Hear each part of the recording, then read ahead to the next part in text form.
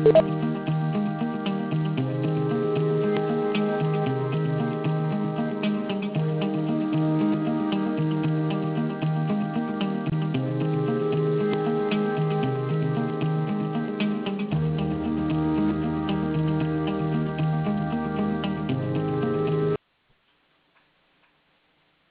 everyone, and welcome to today's SCORE Fairfield County's live webinar on using free software.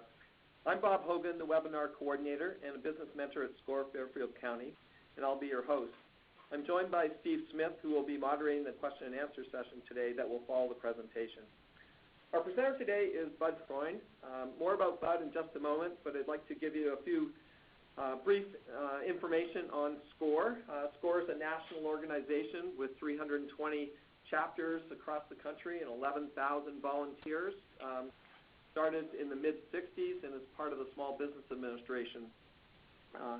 More locally, the SCORE Fairfield County chapter has over 100 volunteers, and we have a number of experts on industry and processes. We also do a number of workshops every week, about 100 to 150 a year. And the main thing that we focus on also is on one-on-one counseling and mentoring that we do both face-to-face and by Skype or video. We have three primary value-added services to small business owners at SCORE.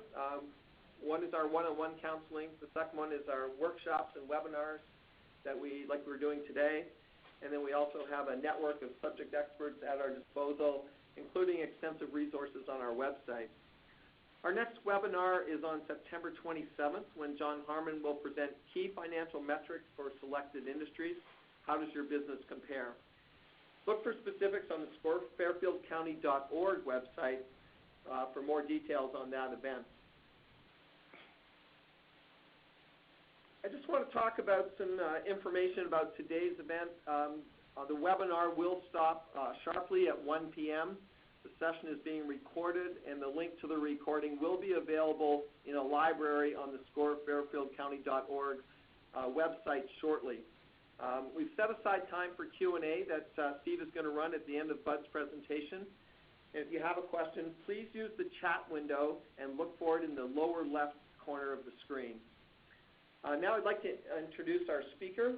Bud Freund is a frequent SCORE workshop presenter as well as a certified SCORE mentor focusing on technology, tips, tricks, topics, and trends. He has been teaching technology to users of all ages, from elementary school to retired octogenarians and families looking for reasonable, cost-effective hardware and software solutions for almost 20 years. I'll turn it over to Bud, and Steve Smith will conduct the Q&A when we return. Bud, it's all yours. Thank you very much, Bob, and thank you all for joining us. We've got a lot of stuff to cover today, and come on, there we are. And the topics are going to be these things in yellow. I've sectioned them off into these blocks in green. And before we get started, I want you to take a moment to think about the last time you couldn't do something because a computer wasn't working. In other words, could you call the office back? They're working on the database. Or you tried to go to an ATM and it was broken. Or you needed to go into the gas station rather than pay at the pump. When we're the consumer, it's a momentary inconvenience and it's really not a big deal. But when we are the business owner, it's an entirely different story because we cannot let our businesses stop working because a computer isn't running. So if you have any homework to take away from today, it would be to spend some time thinking about how you would do these four things here in the event that the primary computer that you use for your business stopped working. And understand that Sony, a company that wants to sell you that backup computer, when they got hacked about 2 years ago now, they had absolutely no idea of what to do for themselves because they had not put into place any sort of business continuity plan. part of why we're doing this now is because we're in the throes of an enormous change. What we used to do for business and what we do now is an entirely different situation, and our dependence on these machines is enormously high. Part of that is the fact that we are the first generation to be able to have instant gratification. I want what I want when I want it, or as I prefer, the I want it now generation. And this will have a profound effect on your business, your interaction with your customers, how your customers decide to do business with you. They may feel that it's going to take too long, or I can get to it from Amazon faster, and this will have an effect on how your business runs. So that's the background stuff. Now I want to get started. And the first place that I want to start is with your operating system, because regardless of the computer hardware that you purchase, if you don't have software to make it do something, you've got a really glorious paperweight or boat anchor or doorstop.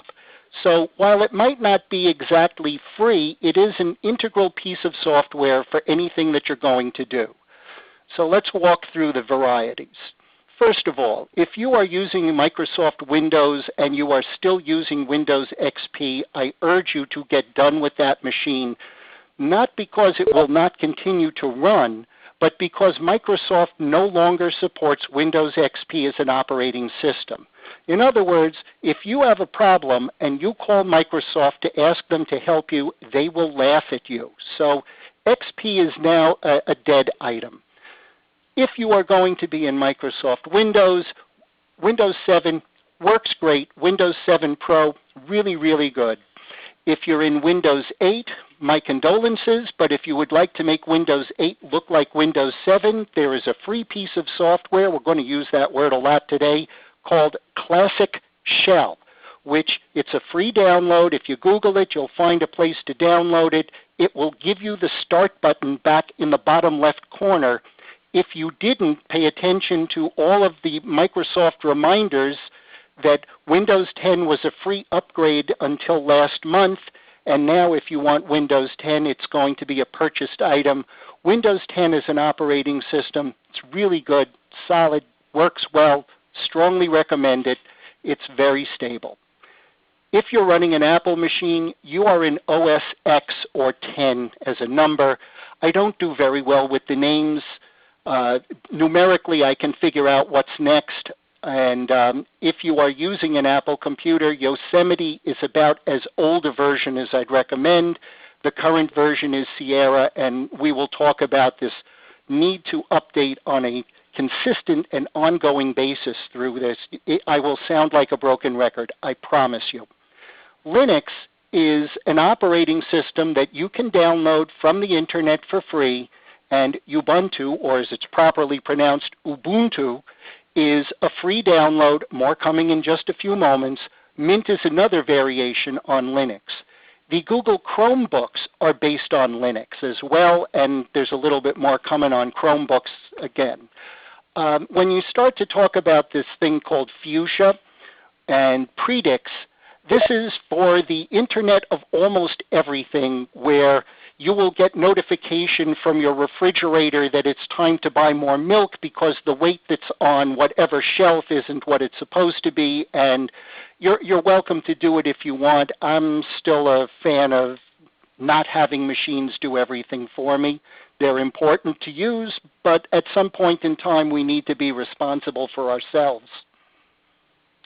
Now, if you are using an Apple mobile device, whether it's a tablet or a phone, I strongly urge you to get up to version 9.3.5 because the NSO Group, which is a company based in Israel, is selling a $1 million piece of software that will allow people like the FBI to break into your phone, which is probably why the FBI stopped arguing with Apple several months ago and said, we don't need to handle with you. We figured out a solution to the problem. It is probably the NSO Group's software. Apple, being embarrassed about the situation, plugged up the hole, but in order for that hole to be plugged up on your phone, you need to be updated to 9.3.5. Now, talking about Ubuntu, Linux, free software available from ubuntu.com.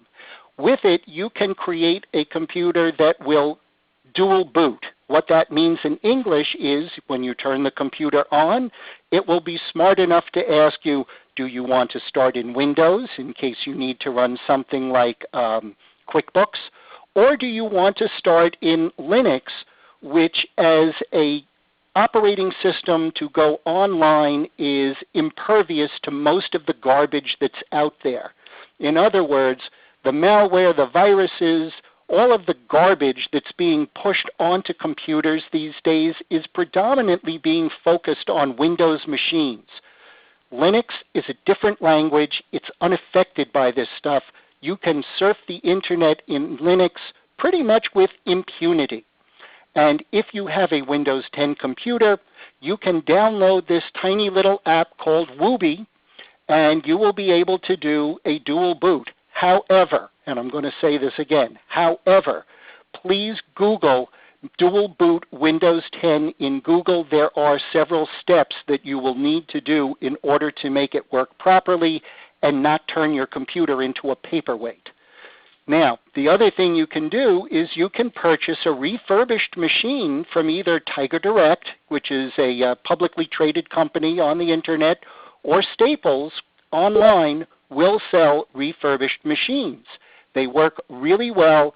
You'll get a 3-month warranty, give or take, and that's a machine that can either serve as a backup or you can turn into one of these dual boot things and not put your business at risk. Now, coming up by end of calendar year 2017, Chromebooks will be running Android apps. What that means in English is that if you have an Android phone and you're familiar with a whole list of whatever apps you've been running on your phone, the Chromebooks, and if you go to that website at the bottom there, the hash marks are in yellow.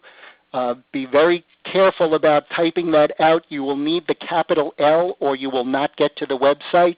But there's a nice long laundry list of Chromebooks that are going to be running Android apps, which means that you will be able to get Microsoft Office for free onto a Chromebook. Right now you can get Microsoft Office, but it's the online version. What I'm talking about here is an actual version of Microsoft Office that can live on the computer. Let's move into security, because what workshop on technology is complete without it? And imagine sitting at your library getting free software, mind you, because you can get onto the library's internet for free, and you're sitting at the library and all of a sudden the FBI swarms in and grabs this guy Ross Ulbricht, who was also known as the Dread Pirate Roberts, running a drug website called Silk Road, and they basically threw him in jail and he's not coming back. But security on computers, guy was running this billion-dollar website from free internet, which, as we know, you could do from a Starbucks or a Dunkin' Donuts. You can do it at a library, but you can get online for free. However, the part I want to focus on in terms of security is that the shift for people who are trying to trick you, hack you, and make money off of you illegally is changing from trying to break into your machine, which we'll talk about that in a bit as well, to the people who are using the machines. It's known as social engineering. And that $2.3 billion in loss that the FBI is reporting, I saw recently an IBM report, that's now over $3 billion. Here's what's going on. You may have, as a company, the XYZ.com website, and your boss may be Joe Smith. So Joe Smith at XYZ.com sends an email to you, please send $252 to Charlie Johnson, wherever, whoever, I don't know. In any event, you've got to start taking the time to look at where these emails are coming from, because it may not be joesmith@xyz.com. It could be joesmith@xyz.net, and you have just sent money out the door for no reason at all. Let me give you an example. This was an email that I got, and first of all, I don't do any international mail through FedEx at all, so I'm not paying attention to that.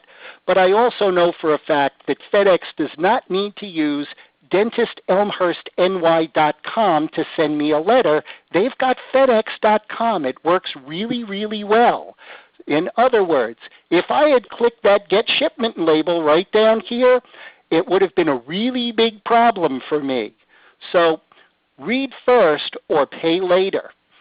Also, understand that security is not a product that you're going to be able to buy for your company. There are pieces to a process that you can purchase, but security is a process, not a product. And of course, the more security, the less freedom. The more freedom, the less security. And tell your friends, by the way, if they get an email or a phone call from the IRS, it is bogus. The only way the IRS will ever contact you is by snail mail. They will send you a letter. That's it. No other method. Check it with your accountant. Now also understand that when you let employees onto your computers, you are essentially giving them the keys to your kingdom. And they are people who are inside your walls to be equally as concerned about as the people outside of those walls. So I strongly recommend the cultivation of employee loyalty. If you've got a sign over your door that says the beatings will continue until morale improves, you could be very unhappy somewhere down the line. And understand that there is insurance you can now purchase to mitigate your costs in the event of a hack. And depending upon how large your company is, it can be anywhere up to $1 million for the break-in that you experience. And they're averaging these break-ins at $150 per record for the tracking and what I call remediation, but the companies that are going to watch your credit reports and any activity that would be associated with your name or credit card company, you as business owner would be spending approximately $154 per record in your database for all of these people in the event that you got hacked. And right now some podiatrist is watching out for my wife and kids, which I thank him very much, but I'm sure he really didn't want that to be part of his budget. Now, the other thing to bear in mind is that if somebody has an axe to grind with you, it is going to be considerably harder for you to keep them out than for them to get in. So with that in mind, this idea of risk is really more of a question of what would it cost for your business to get back in business in the event of a problem, rather than the investment of time and money in trying to block the door. So again, just a process to keep in mind on how to address all of what we know is going on a very regular basis. 2 more slides on security and we're done, folks. Want to do a quick thing on passwords. I'm a huge fan of transposing letters for numbers. Take an S, turn it into a 5. Take an E, turn it into a 3. Come up with a different word, and you're getting to the point of a bulletproof password. Just avoid that cap H in the middle of something long and ridiculous. And I've read that if you use a person, a place, and a thing, and then transpose it, you're bulletproof as well as can be expected, with one major exception. It is a really bad idea to have this really good password out and available for everybody to see. That is not the place to put the password. It's also not to put into the book that you leave on your desk that says all of the secret passwords that we need for the company. So think about these things, folks. This is where social engineering and the people looking over your shoulder are able to start to take advantage of you and your business. Now, aside from the security of your business, let's talk about how do you keep your business running in terms of the computers and the software.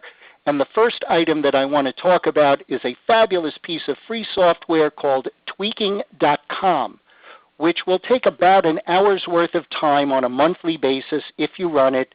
It just scrubs through the registry, which is part of your computer that keeps track of everything that's on your computer. It's been around for multiple years. These screens are probably dated because they keep changing the interface, but wherever you see the stars, those are the ones I recommend, and the stars are on running an antivirus, doing a backup, and then running all of the tweaking services. Now this thing at the bottom here, Combo Fix, if you are still in Windows 7, this is one of the best pieces of software I have ever seen for cleaning up a computer. The only place to get it from is a website called bleepingcomputer.com. It is the ugliest piece of software you've ever seen in your life. It runs about 54 processes in a black screen, but when it's done, you have cleaned up really, really well. On to antivirus, which if you are on the Windows side of the world, it is an essential piece of software. On the Mac side of the world, it's become important too. The thing to bear in mind about antivirus is that there are 80,000 doors into and out of a computer, and if you are paying for antivirus software as a small business, in my opinion, you will get a more visceral experience out of your money if you just set it on fire. Because antivirus as a piece of software is reactive. There's a cootie on the computer, they create a cootie killer. There's an even better cootie on the computer, they create an even better cootie killer. If they blocked all 80,000 doors, nothing would get done. So, in terms of free antivirus, I am a huge fan of Bitdefender on home computers. Bitdefender has a free software that you can use for home computers. AVG also offers free software. Avast offers free software. Of those, I am, as I said, a huge fan of Bitdefender. On the Mac side, Bitdefender is a paid piece of software. Bitdefender does offer a paid version on the PC side as well for businesses. And if you're ambivalent on that, also on the PC side is this software called Viper, which takes up very little resource on your computer and allows you to have more RAM and computer resources to do other stuff than protect your computer. Also, as far as viruses are concerned, I am a huge fan of Firefox because it is a standalone browser. Internet Explorer and I believe Microsoft Edge, which is what came after Internet Explorer in Windows 10, they are married to the operating system. So if you get a problem with one, there's a really good possibility that it will migrate into your operating system as well. Now, surge bars, which all of us are trying to protect our machines from lightning or spikes in our electricity. If you are a homeowner, for $100, you can purchase a surge protector that will go into your fuse box. GE manufactures a surge protector that will go in the fuse box and will then protect your computers, your tablets, your stereo, your television, because it's at the central source.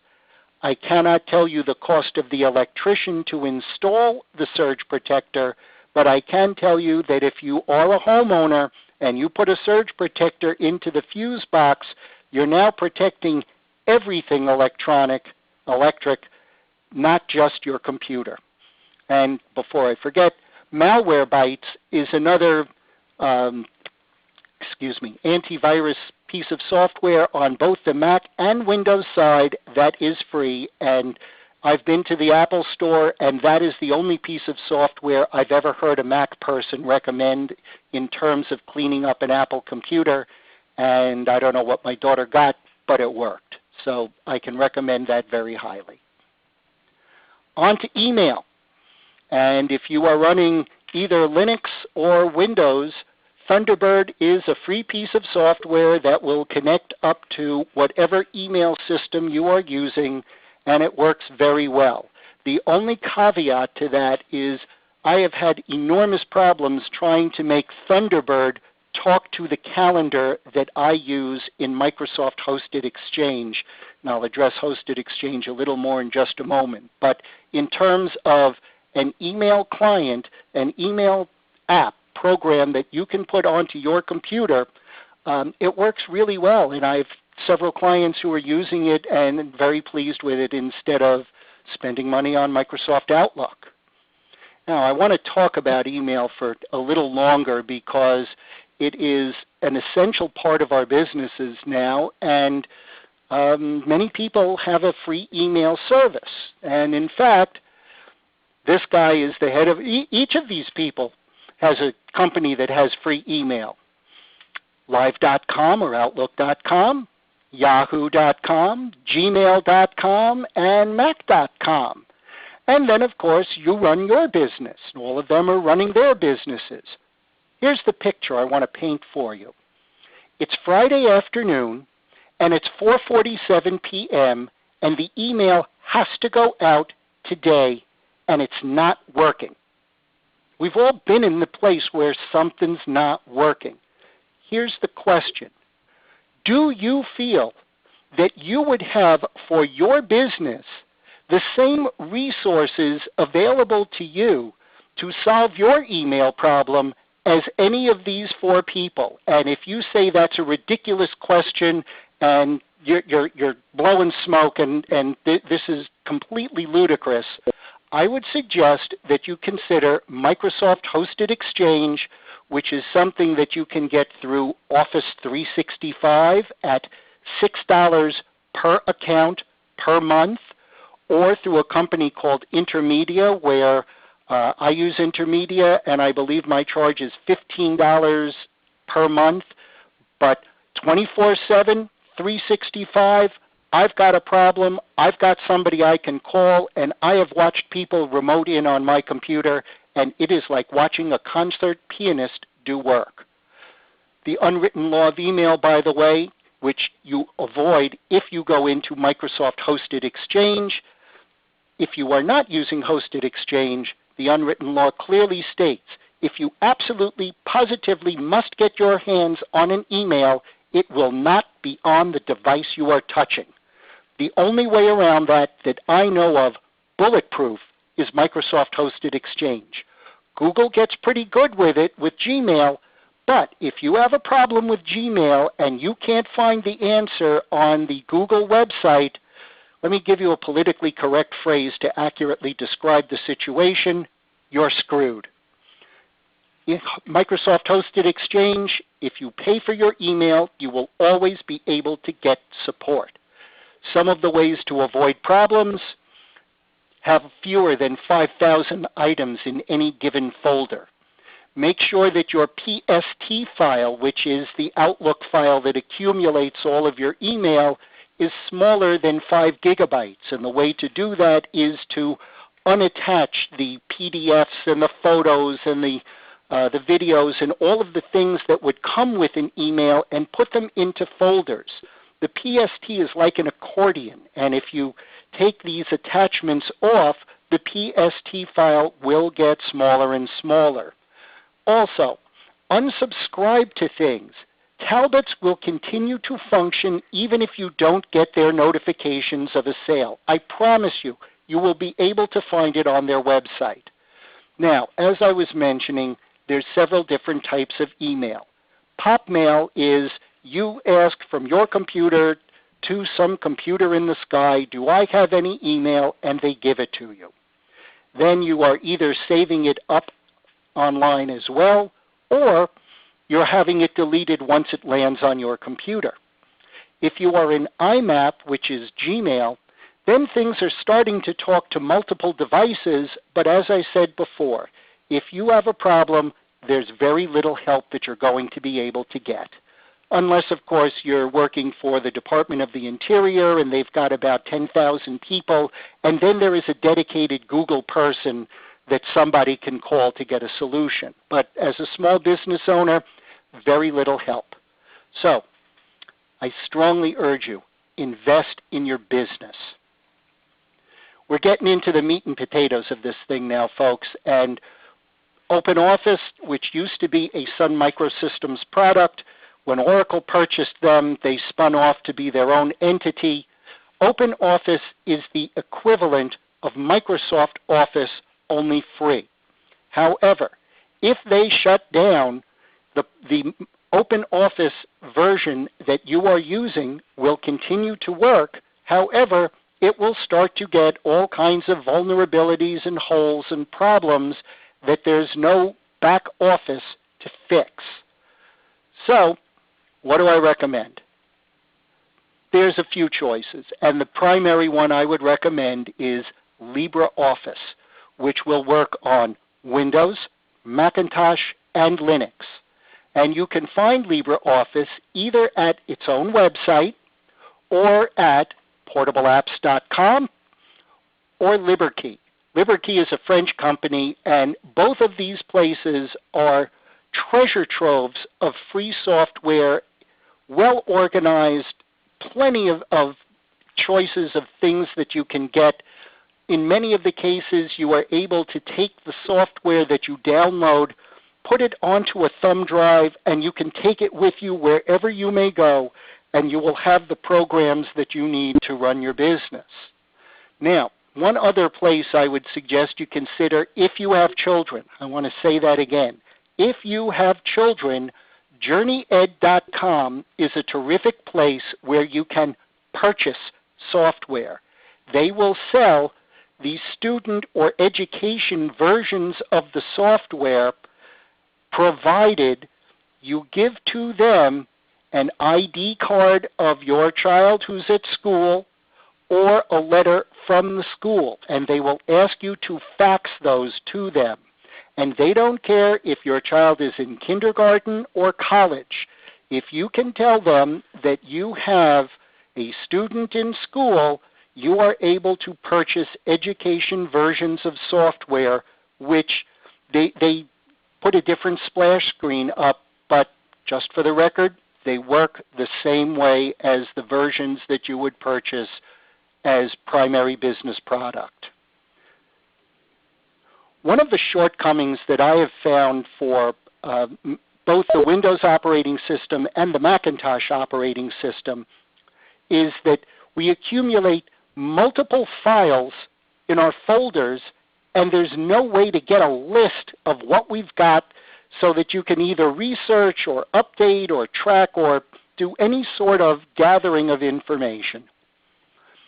Again, be very careful with the capitals and small letters here, but directory list and print will allow you to go into a folder and then either print out on paper, copy it to the clipboard of your computer so you've got this data sitting and ready to go somewhere, push it into a Word document, push it into an Excel document, and now you've got something that would be editable and sortable, and you can track it in a variety of different ways. Great piece of software. If you are on a Macintosh, they have a piece of software, and I don't know whether it's free or for purchase from Macintosh, called Print Window, which will do the same thing. Evernote is one of my most favorite programs on the planet Earth today. I love Evernote. I have thousands of Evernotes. And Evernote will give you the software. It will run online, on your mobile device, either Mac or PC. It will run on a Macintosh computer. It will run on a Windows computer, standalone apps in each of those places. And they will give you 60 megabytes a month, which they reset just like the data plan for your phone. And what is 60 megabytes in terms of a quantity of storage?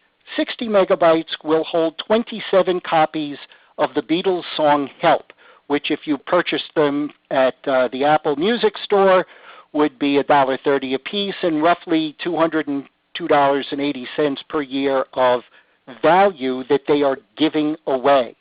I pay $30 a year for Evernote, and I will show you later why. But 60 megabytes is a lot of information that you can gather. What does Evernote allow you to do? It allows you to create a new text note on your phone, which you can find on your office computer as well as your home computer. If you want to include a photograph in that note, you can attach it to the same note. If you wanted to put an audio file, you can attach that to the same note. If you had a PDF or some Word document that you wanted attached to the same note, you could put all of those things together as a note. You can then put the notes into notebooks. So you can section those off. My arrow points in the wrong direction, but you can have multiple notebooks so that everything can get very nicely organized as if you were going to school and you had math, science, biology, and you can sort it all out. Then, of course, there are the tags. And tags, in computer speak, that's metadata. You don't see the tags, but that's where that's like the gasoline that allows the engine of a database to run. And the better your tags, the more information you put in, the easier it is for you to find stuff. And I've been using the same tags for years now, so I have hardware, software, news, and things split out, and I take the time to tag my stuff so that I can find it later on. Evernote is an incredibly powerful tool. I start letters in my car on my phone. I continue them in my kitchen. I finish them at my desk in my office. And with Evernote, it just keeps in sync in all of those places. It's absolutely fabulous piece of software, well worth the investment. Let's talk about online storage for a minute because these are my three primary choices or recommendations. I've been using Dropbox a very long time and I've just gotten used to it, and over the years of recommendation I've accumulated some extra space. It's the place that I go to first. If you have a concern about security, Dropbox allows you to use a piece of software called Boxcryptor, which will allow you to encrypt all of the information that you put into a single folder. So you could put Boxcryptor at the very top level of Dropbox, or you could just have it in your tech stuff folder. But if you lose that password, your stuff is gone. So proceed with caution. In terms of storage amounts, OneDrive is a Microsoft product. Microsoft will ask you to have a Microsoft email, whether it's Outlook.com or Live.com or MSN, or I think it's MSN, or I'm blanking on the third one, but there's several different Microsoft free email products. Once you have one of those, they will give you 5 gigabytes of space in OneDrive. It used to be healthier, but now they're selling OneDrive storage along with Office 365, which is a subscription service. It is not an ownership of software. Google Docs, they're giving you 15 gigabytes of storage online, and they give you software that will allow you to write documents, make spreadsheets, and do presentations. Google Docs is a really robust offering, and it's a huge amount of space. If you're not in either a video, a music, or an image-based business, and you fill 15 gigabytes, please give me a call. We need to talk. You're storing a lot of stuff online. But understand, when you store stuff online, just like you can get to it, other people can get to it as well. And what's happening now is not only are people encrypting your documents and asking you to pay them, they're not decrypting them at the back end. So I strongly recommend that you also, as a safety precaution, get an external hard drive and periodically take the stuff you store online, put it on the external drive, and disconnect the external drive from the computers on your network.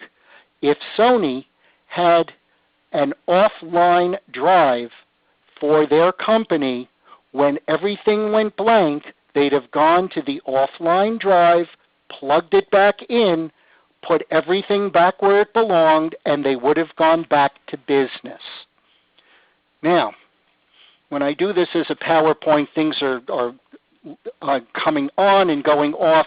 For these online presentations, they're image files. So the first item you're going to see a lot about is aboutads.info, and that symbol and that website will allow you to opt out of a lot of email advertising. About Ads is a consortium of the very large internet advertisers who understand that you don't want to be inundated with everything. So if you go to aboutads.info, you can get your name, your computer, your stuff in there, and you will see fewer pop-ups and less advertising, and there will be less cookies, those pieces of information that people track you with on your computer.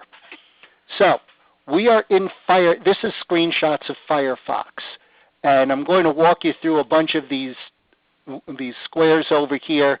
Firefox, if you want more real estate on screen, does not provide you with a lot of helpful information about where stuff is. So all of the Firefox stuff is in those three little lines right over there. Left click and everything shows up underneath.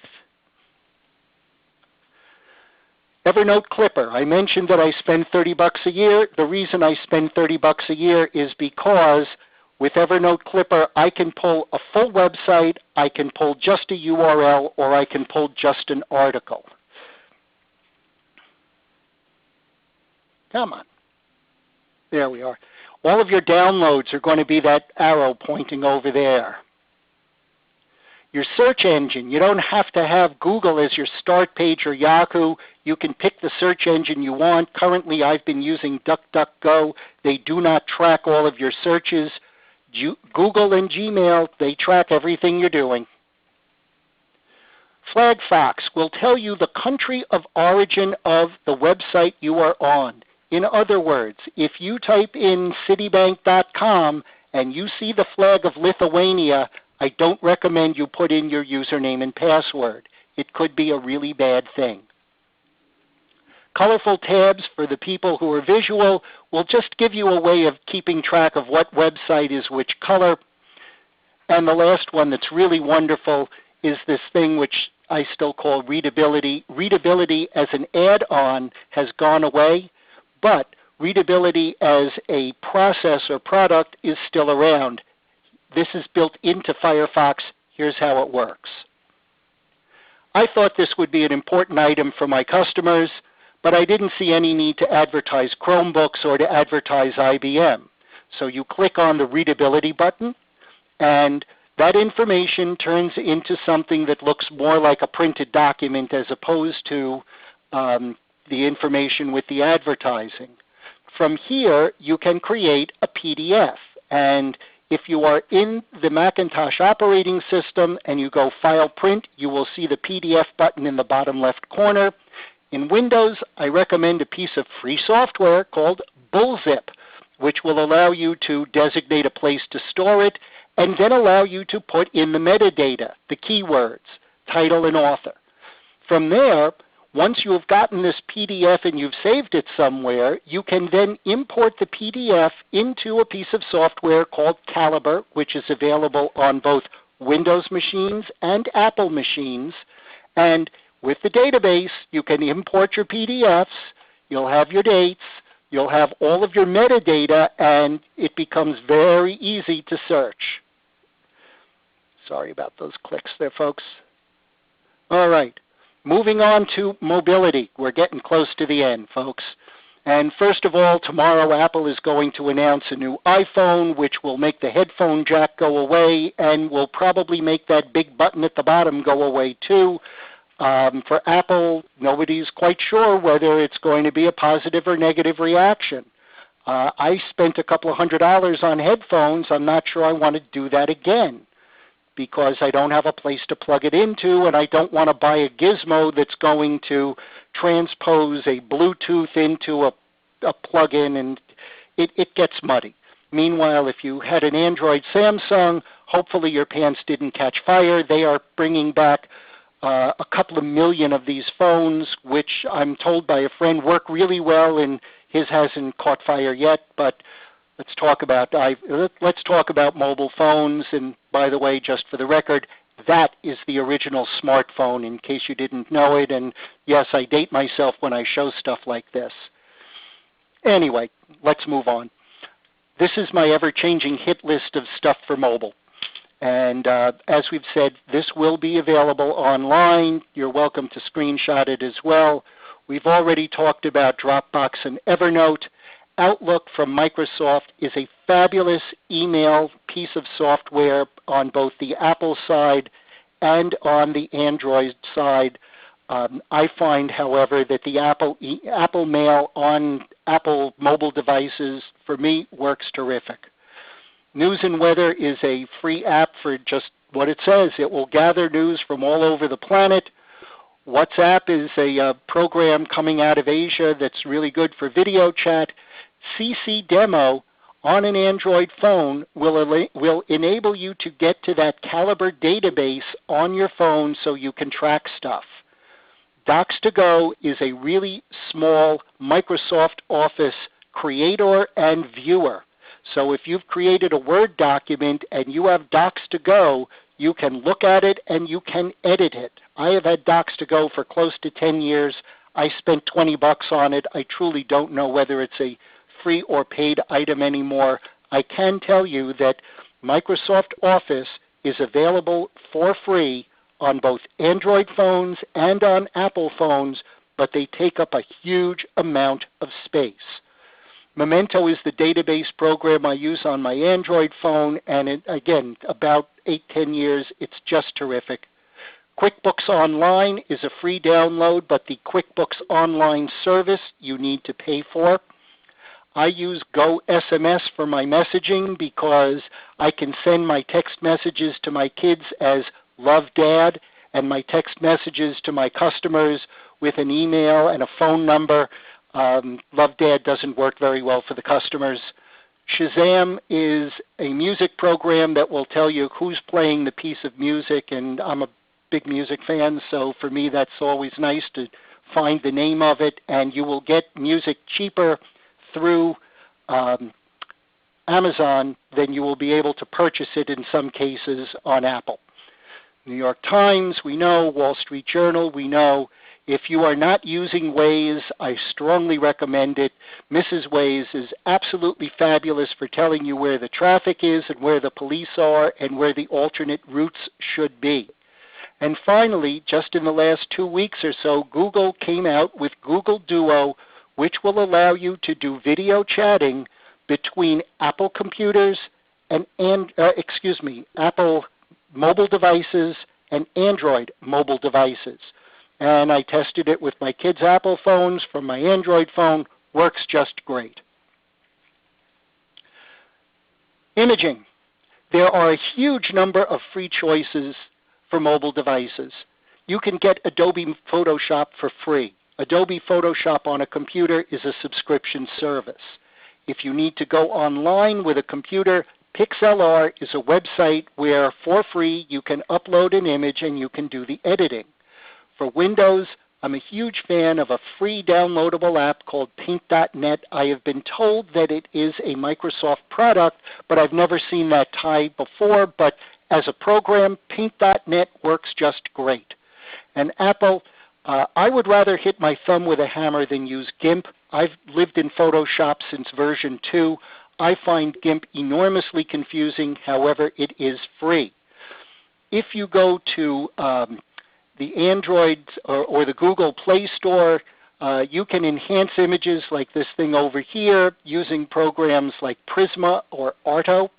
And if you are on the Apple computers and you type in cool photo effects in the Apple Store, they will give you a host of different choices of ways to edit your images.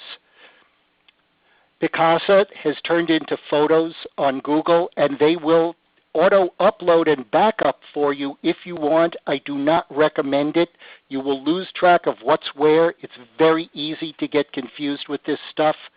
If you have Amazon Prime, they will allow you to download an app that will back up all of your photos onto Amazon. Not your videos, not your music, not your docs, just your photos backed up for free on Amazon. If you're using Dropbox, they also have an automated backup your photos thing, which at 2 gigabytes you will fill it up faster than you would like. It's very confusing.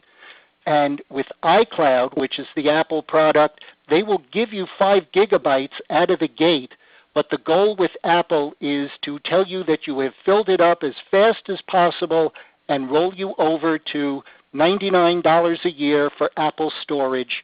And again, it becomes very confusing in these automated processes. What's living on your phone? What's living online? How do you get it from living online back to your phone? So I am not a fan of the automated backup systems for imaging. Last one. As any of you, if you've ever done any presentations, you know there are 3 parts to them. There is the tell them what you're going to tell them, and tell them what you told them. We are at the tell them what you told them part, also known as the recap. So, invest in email. I urge you to spend money on this if it is important to your business. If you are in mobile devices, Waze is a really important thing if you drive. The news services that you can get online for a phone are absolutely fabulous. Microsoft Office is free, but there are alternatives. And by the way, have I mentioned that it's really important to constantly update everything that you've got with your software so that you can plug up the holes and stay current? If not, I'd strongly recommend it. Software alternatives, as I said, huge fan of Evernote, Dropbox, and if you've forgotten it, put down LibreOffice, because LibreOffice is the alternative to the $400 Microsoft Office package that you could purchase, or the rental of Microsoft Office 365. And again, with imaging, there's a huge number of choices for free on mobile devices, and they work really well. Final, really important takeaway. While we have spent a lot of time talking about free pieces of software, understand that they may not always be your best solution, because you will need to invest some time figuring out how to make them work. And if you've got stuff that's working and your time is more valuable running your business, invest your time in your business. If you make models, do puzzles, go fishing, and your hobby is to figure out software, then free software may just be a pastime that you enjoy doing. So, we are now at any questions, Steve? Thank you, Budley. That was absolutely jam-packed. This is Steve Smith. I'm going to moderate the Q&A real quickly here. Thanks for your questions. We have quite a lot of them. I'll go long if anyone wants to. I don't mind. Okay, so let's just start out at the beginning here and see how we do. A question about what is the Mac equivalent of tweaking.com? There is none that I know of. Macintosh will, built into its system, look in utilities. If you go to the Apple Drive, you go into utilities, there's a Disk First Aid, and within Disk First Aid there are a few apps that will clean stuff up. If you want something more specific than that, I would recommend contacting someone at an Apple store. Okay, thanks for that, Bud. Here's one about Bitfinder. It's from Michael Smoller. Basically, he's saying that he understands your point about the antivirus being ineffective, but what is Bitfinder, and is it better? Oh, Bitdefender, not Bitfinder. Bitdefender is an antivirus program. However, hello? Go ahead, Bud. Okay. Bitdefender is antivirus. It will work on both Windows and on Macintosh. On Macintosh, Bitdefender is a paid service. On the Windows side, there is a free for home use version. And what Bitdefender does better, quote unquote, than the other people is that they are connecting the Bitdefender app on your computer to Bitdefender Online, where they've got a great big robust machine doing the majority of the work that used to be relegated to your computer. Now, how they do it, truly, I don't know. But I can tell you that the resources on the computer, the PC computer that you would put Bitdefender onto, it's going to take up fewer resources, which will allow your computer to run faster and do better with other programs open at the same time. All right, good. Hey, I've got some other questions here. And this one is, could you please relist or restate the URL for the Android app for Microsoft Office Google Chrome? Oh, all right. We'll make some. Sounds like a tough request off the top of your head, but. No, it's not off the top of my head. We just cheat. Okay. bit.ly/Chromebook capital L list. There it is. Okay? Be very careful. You got to do this in caps and smalls. Right. And also, if you Google Chromebooks running Android software, you'll be able to find that. Okay, thanks for that. Here's another one from Mike D'Onofrio, who's kind of asking a question that we're all probably thinking, and that is, like, what does the free provider get for doing this? Is it philanthropic, or is there an ulterior motive? In some cases, particularly Ubuntu, there is a financier behind them who basically built a company, and Ubuntu at the server level is a paid service. Bitdefender has paid service for businesses. LibreOffice is a consortium of people who basically globally, like Linus Torvald, who was the creator of Linux, they're academics who this is what they do, and they're either getting students to help with something, or it's part of a student project. In some cases, as I think I've mentioned, if something is free, you're the product. In other words, I can now get advertisers onto my website because there are 8,000 or 800,000 people using my piece of software. And you become the product in some cases for that free piece of software that you put on your machine, or you'll see advertising on a regular basis. That's the best I can offer on you. All right, good, thanks. There have been a couple questions about will the deck be shared afterwards, and I think Budley yes.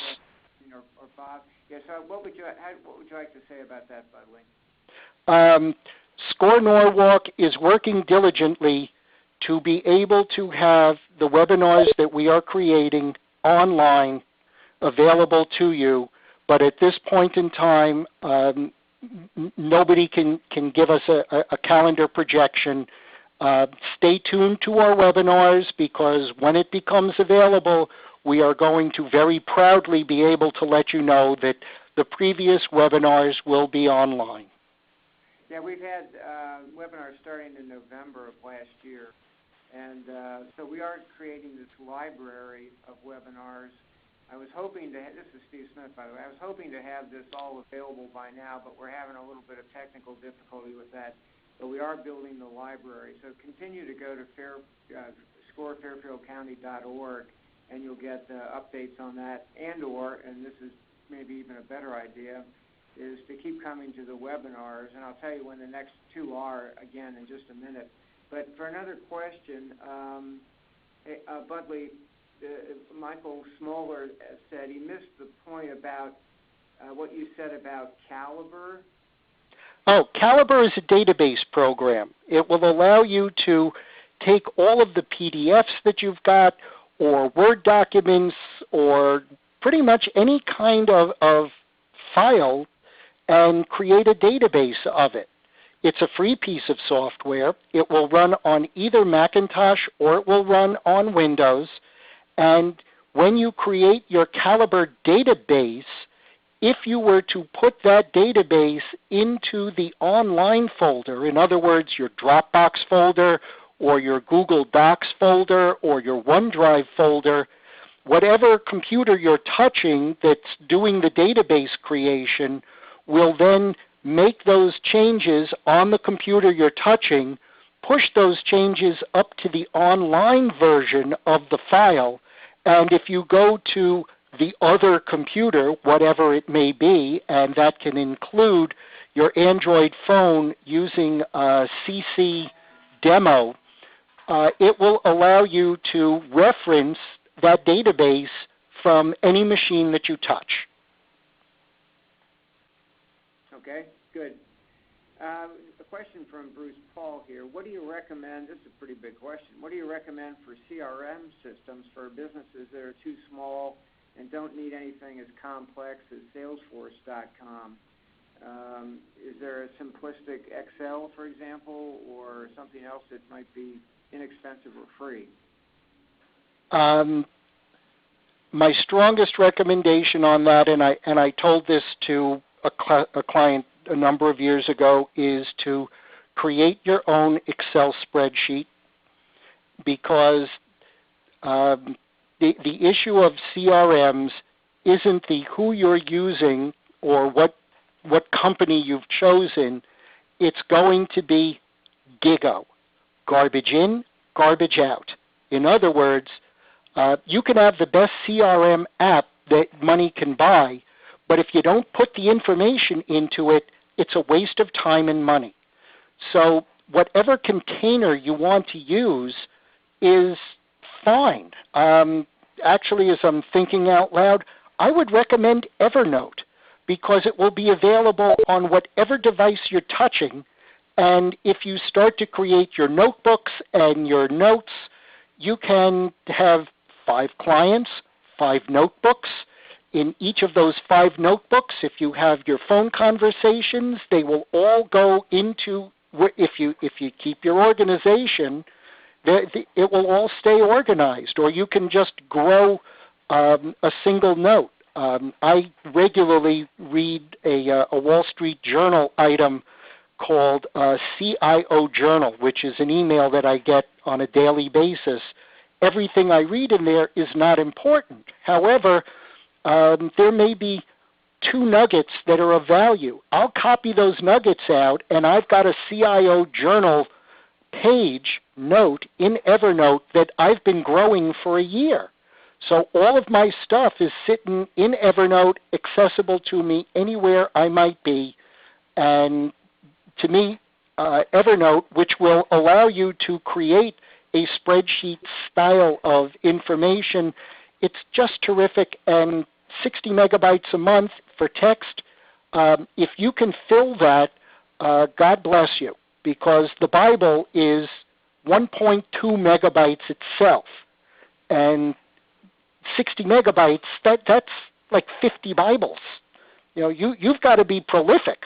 So, that's a lot of text. Evernote. I'd recommend Evernote.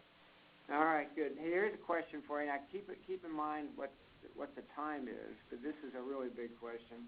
It's Jesse McCarthy has been told to use cloud to keep her business safe. Can you explain quickly what cloud is and how to get on it? Okay. Cloud is online storage. Online storage, and I never use the phrase cloud because clouds are bad. Clouds bring rain. Clouds bring snow. People with clouded judgment are hard to work with. People with their head in the clouds are hard to work with. Online storage is terrific. Clouds as a metaphor is a really bad metaphor. Online, I love online. It allows me access from whatever and wherever, provided you can get online. And to the safety of your stuff being online, I'm not 100% sure about that. password protect the documents that are important to you. Now you're starting to safeguard your stuff.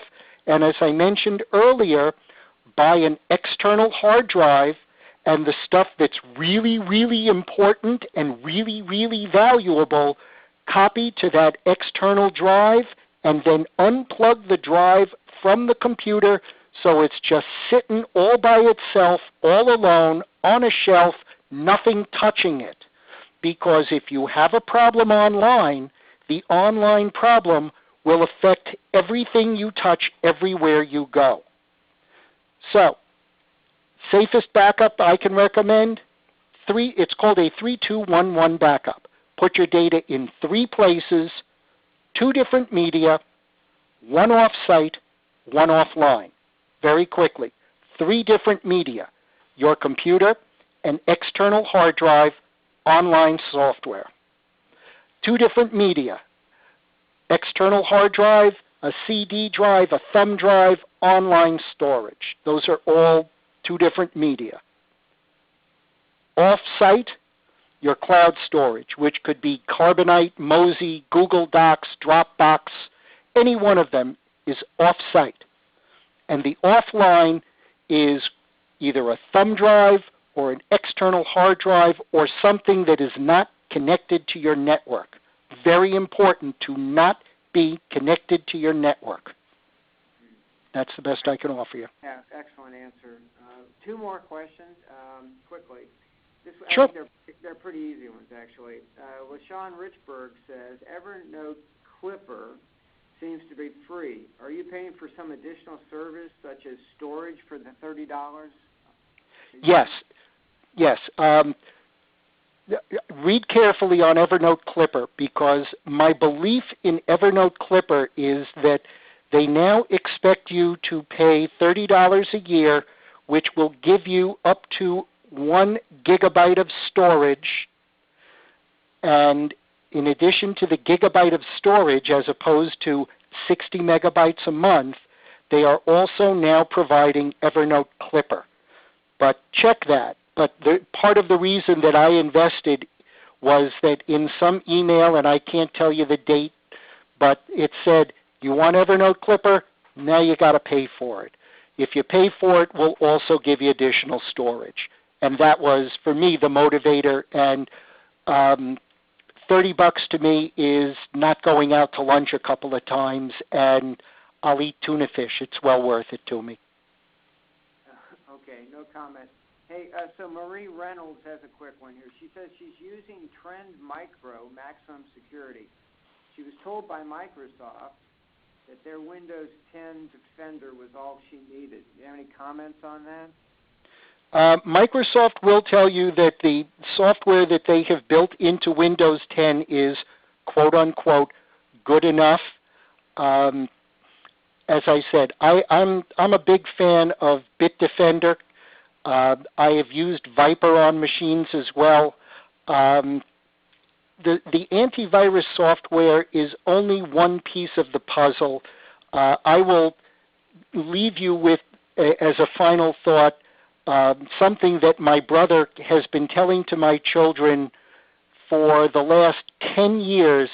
At the end of the Thanksgiving dinner he cooks, and he makes an absolutely fabulous Thanksgiving dinner, and when we're saying goodbye, he looks at my kids every year and he says, don't do anything stupid. And they've been listening to him. And I would make that a mantra for going online, and the false belief that antivirus software will protect you from everything. It will not. Okay, Budley, thank you very much. You've now set a record for the longest webinar, but very, very informative stuff and great questions. Thanks to everybody for that. So we're going to cut this off now, except for 1 or 2 small items. If you've got, for those of you that participate in this call, if you've got your calendars handy, just mark off 2 dates that might be of interest to you for our subsequent webinars. As Bob said, we have one on September 27th, which is Key Financial Metrics for Selected Industries. John Harmon does that. You're going to really love it. And also on October 11th, our friend and expert on virtually everything, Cliff Enico, is going to be doing a webinar on legal issues of social media. I've seen him present this live before. It's very, very topical, as you can all imagine.